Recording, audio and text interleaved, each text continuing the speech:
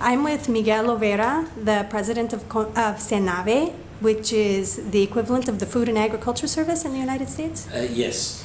And currently there's a huge debate raging right now over the burning of some acres of transgenic cornfield. Well, it's quite simple, actually. Transgenic corn, GM corn, is not legal in Paraguay.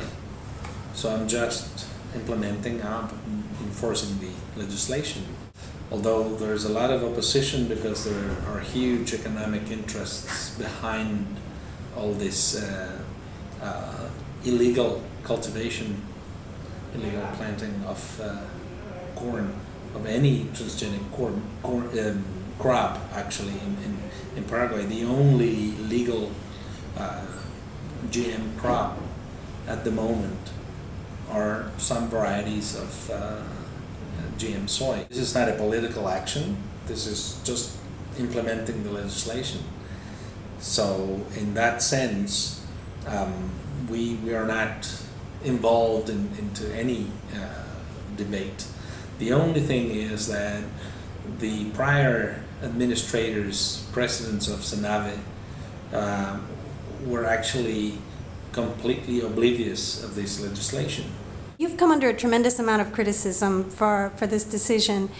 For example, I read some commentaries in the newspaper the other day that Hector Crisaldo, the head of a major industry group, said that the country needs this industry in order to meet its external debt. What's your response to that?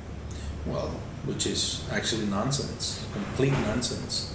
We are reaching the highest levels of production ever in this country of agricultural output, and the only thing we're doing is actually being legal.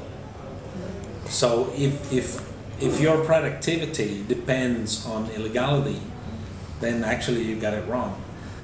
President Luga's government is working really hard in order to comply with decency, with legality, and apply the rule of law in the country. So we cannot have these mavericks roaming around the country and doing whatever they want anymore.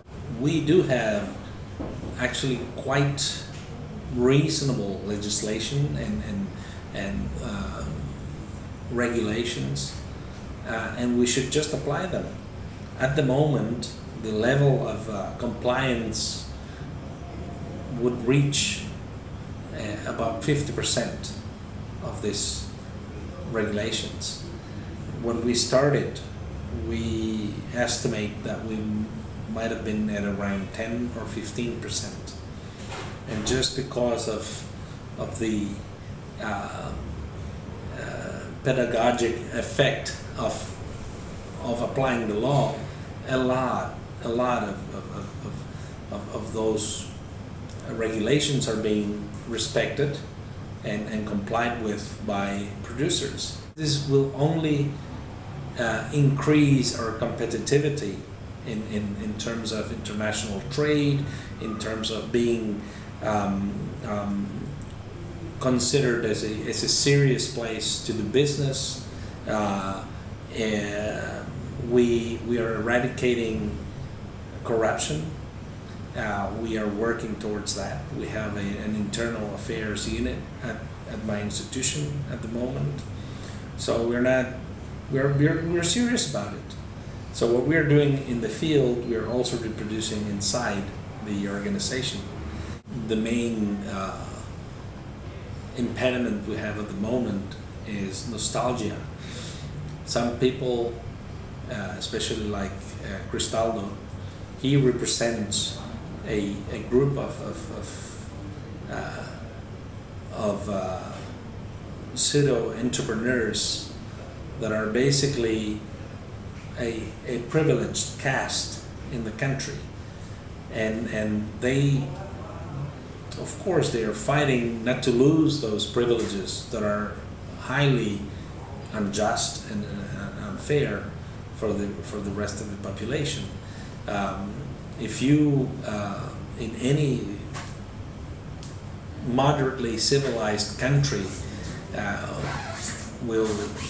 would spray your pesticides on people, you basically go to jail. Like in this country, that wasn't the case, and it may still be the case in many places in the country that we're not aware of, that they may be spraying on the wrong places, on the wrong people, on the wrong animals. So we're out there to put an end to these situations. So if you protest against that, then, well, you're not really fit to live in a democratic society. You're not fit because you're not able to respect fellow human beings. You're not sensible enough to recognize that you need a certain degree of environmental quality, and that your business or your economic activities should be limited by those discernible impacts. If I'm against the law of the jungle is being a retrograde, yes, welcome that epithet. Because if you go to the countryside the way I go, and you see all the abuse there was, and there's still some, you cannot say, well, this is fine. We're just producing here. If you're not capable of understanding the level of abuse being applied at the moment, being inflicted to bystanders, then you really have a terrible psychological problem. You just got to look at the map and look at the deforested area in what once was a dense subtropical moist forest. Beyond 90% of that is gone at the moment, and the reminders are just a few patches spread around some 200,000 square kilometers of land. If you look at the situation of any water course in this region, in the soy belt, you'll see that they'll go right straight through through whatever they can, basically. So there are many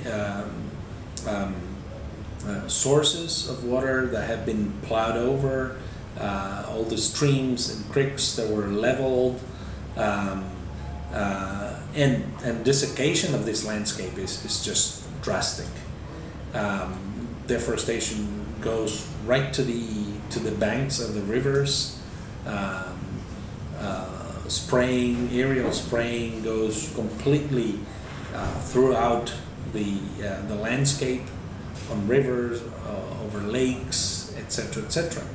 So that used to be the case. At the moment, we are having a lot of a positive response from the producers. The main problem we have at the moment is how to avoid abuses on human populations.